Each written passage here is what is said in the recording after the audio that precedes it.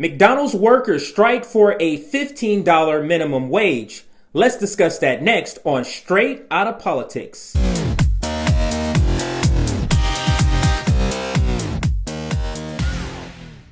McDonald's workers strike for a $15 minimum wage.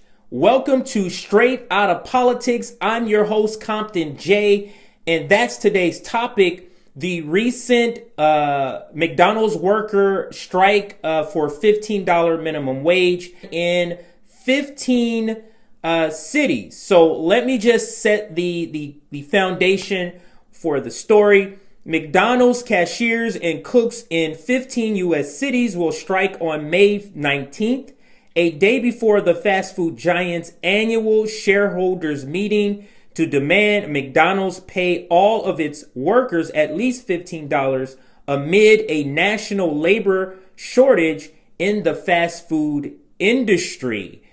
So basically, there's a labor shortage going on, and these workers are deciding now is the time to put pressure on McDonald's to raise the minimum wage to $15 an hour. And the 15 cities are Los Angeles, Sacramento, Oakland, Miami, Tampa Bay, Orlando, Chicago, Milwaukee, Detroit, Flint, Kansas City, Houston, Raleigh, Charleston, and St. Louis. Those are the 15 metropolitan cities that decided to participate in this fight for 15 against McDonald's.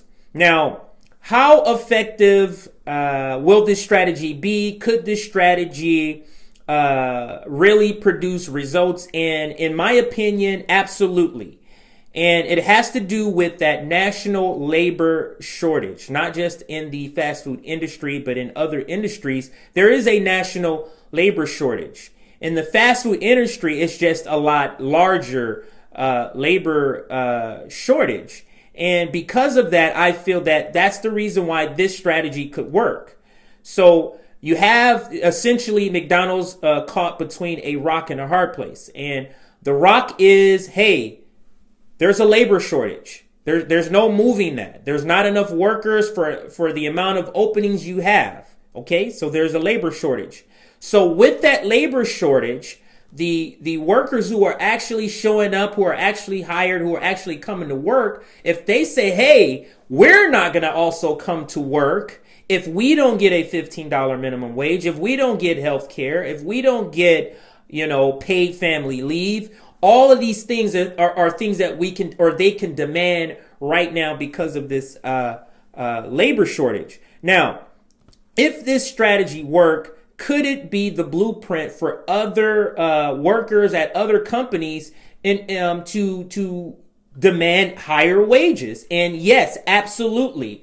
If this is successful with these McDonald's workers, why wouldn't other workers at other companies, other corporations look and say, hey, McDonald's workers, look what they did. And they increased their pay by, whatever it is, depending on the state. In some states, I guess you're more than doubling the minimum wage if you receive that $15 minimum wage. So other workers would absolutely look to McDonald's workers and say, hey, they were successful with this strategy. Why not we try it? Our families, our kids also needs better paying wages. Our lives need to be improved by better paying wages. Our quality of life needs to be improved by better paying wages. So I absolutely believe that other workers will see this if it's successful and try to mimic that with their own companies. So why then, or McDonald's recently, right before this strike was announced, was announced, McDonald's recently announced that they raised their minimum wage to $11 an hour.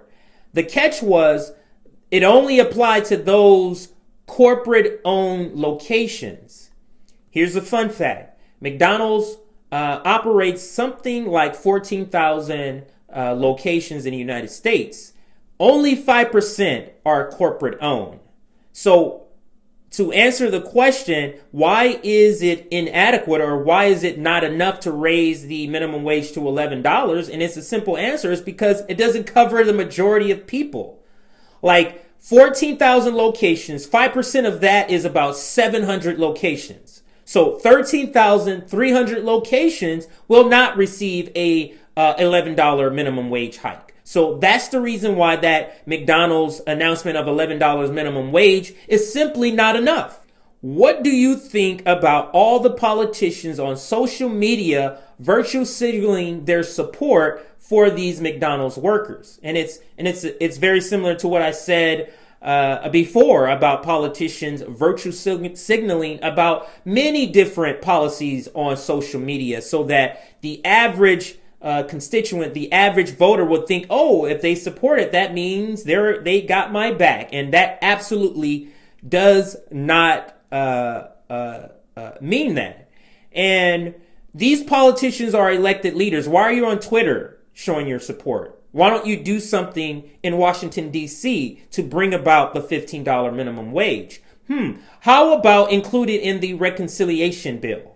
How about that? So the same politicians who are virtue signaling their support for a $15 minimum wage hike for these McDonald's workers are the same politicians who didn't have the backbone, the spine, the wherewithal to make sure that a $15 minimum wage hike was included in the reconciliation bill.